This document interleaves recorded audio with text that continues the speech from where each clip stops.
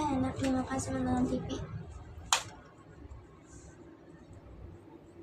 Pengadilan Tindak Pidana Korupsi pada Pengadilan Negeri Jakarta Pusat tengah menggelar Elah, berita itu lagi. sidang perdana terhadap terdakwa yang merupakan mantan Wamenaker yaitu Immanuel Ebenezer atau Noel dengan agenda pembacaan surat dakwaan dari JPU pada KPK. Ada apa sih sama program TV zaman sekarang? Sering banget masukin berita-berita tentang perselingkuhan artis lah.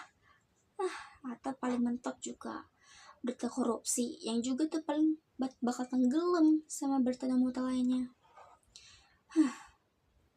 Indonesia 2045 konon. Tunggu bentar.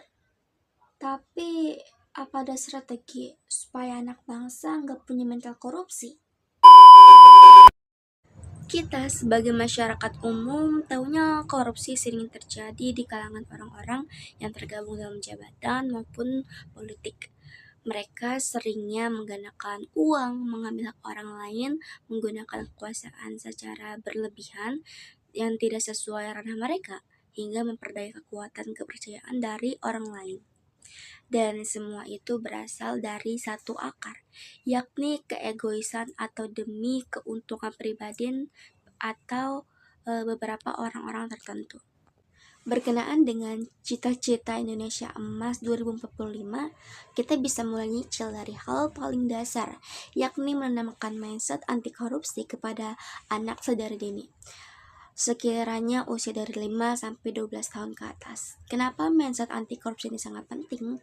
Karena mindset ini adalah fondasi etis dan moral yang akan membentuk cara berpikir, mengambil keputusan, dan bertindak dari generasi yang akan memimpin Indonesia di masa depan. Menanamkannya sejak dini ibarat kita telah membangun sistem operasi kecil-kecilan mental yang secara otomatis dapat menolak kecurangan, mengutamakan kejujuran, dan memegang teguh integritas dalam segala aspek kehidupan.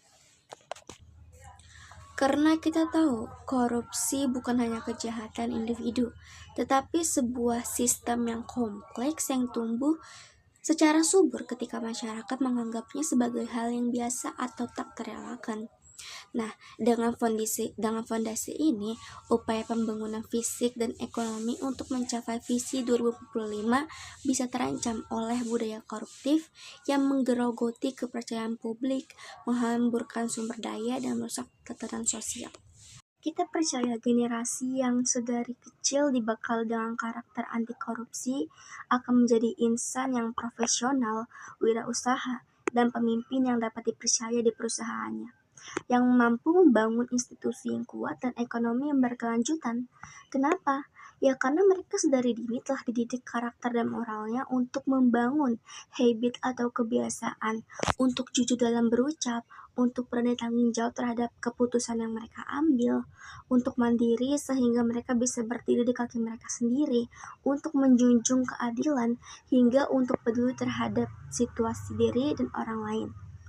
Dengan kata lain, membangun Indonesia Emas bukan lagi bisa berfokus pada era 2045, tetapi juga bisa dibentuk secara perlahan hingga saat ini jika ada kebijakan yang mengurusi hal ini secara kecil maupun besar-besaran. Ya, mungkin itu saja yang bisa saya sampaikan untuk menggaungkan anti korupsi di kalangan anak-anak.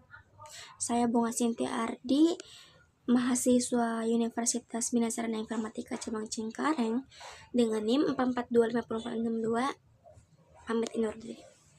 Terima kasih.